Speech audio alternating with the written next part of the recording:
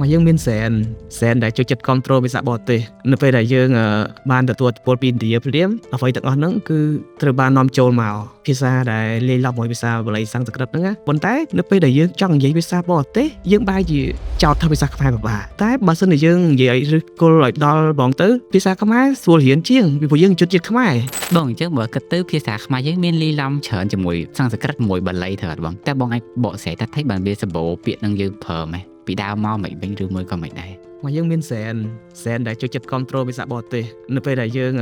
បានទទួលពលពីឥណ្ឌាព្រាមអ្វីទាំងអស់ហ្នឹងគឺត្រូវបាននាំចូលមកភាសាដែលលាយឡំជាមួយភាសាបាលីសំស្ក្រឹតហ្នឹងណាប៉ុន្តែយើងក៏អរគុណភាសាបាលីសំស្ក្រឹតដែរដែលបានធ្វើឲ្យខ្មែរយើងកាត់ចេញជាអក្សរផងដែរបើគុំតែមានភាសាពីរហ្នឹងក៏យើងមានតួអក្សរដល់ថ្ងៃដែរព្រោះតួអក្សរខ្មែរយើងគឺកើតឡើងក្រោយពីអក្សរបាលីសំស្ក្រឹតនាំចូលមកហើយណាប៉ុន្តែភាសាខ្មែរយើង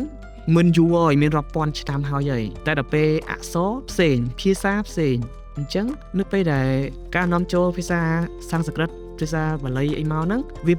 ពេញបន្ថែមឲ្យភាសាខ្មែរដែលយើងខ្វះខាតអញ្ចឹងបានយើងជាប់ជាមួយនឹងភាសាបាលីភាសាខ្មែរហើយពេលខ្លះយើងបំលែងភាសាបាលីចូលជាភាសាខ្មែរដោយអត់ទាំងដឹងថានឹងជាភាសាបាលីផងពេលខ្លះ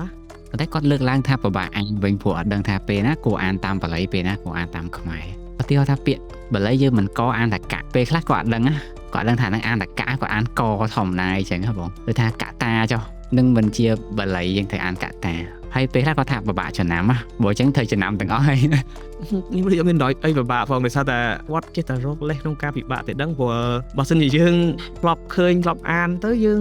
ចំណាំយកបណ្ដោយហើយយើងចេះថាបណ្ដោយតែបើសិនជាគាត់ពិបាកមានន័យថាគាត់អត់ដែរអានឬក៏អត់ដែរធ្លាប់ធ្វើលំហាត់គណិតវិទ្យាពេលគ្រូធ្វើលំហាត់គាត់តែនិយាយកតារហូតអញ្ចឹងថាវាអត់មានអីពិបាកទេបើសិនជាយើងក៏ដល់ទៅប៉ុន្តែនៅពេលដែលយើងចង់និយាយភាសាបរទេសយើងបែរជាចោទថាភាសាខ្មែរពិបាកតែបើសិនជាយើងនិយាយឬគល់ឲ្យដល់បងទៅភាសាខ្មែរស្រួលរៀនជាងពីព្រោះយើងជនជាតិខ្មែរហើយពេលខ្លះវាពិបាកតិចតួចជាមួយភាសាបរទេសដែលភាសាដែលថ្មីជ្រើងសម្រាប់យើងដល់វាទៅជាថាអត់ទៅពិបាកវិញអាហ្នឹងមកពីអីឬមួយក៏កាលពីនៅតូចឪពុកម្ដាយគាត់បានឲ្យគាត់រៀនអង់គ្លេសមុនហើយបានរៀនភាសាខ្មែរក្រោយអាហ្នឹងវាជារឿងមួយដោយឡែកផ្សេងទៀតបើជាគោលដៅរបស់ឪពុកម្ដាយគាត់ចង់ឲ្យគាត់ចេះអង់គ្លេសហ្មងអាហ្នឹងគាត់រៀនអង់គ្លេសដល់ពេលហើយចាប់ដើមមករអ៊ូរតំភាសាខ្មែរវិញបើមិនជាគាត់រៀនភាសាខ្មែរពីដើមទីប្រហែលជាមិនសូវរអ៊ូរតំអីចឹងទេ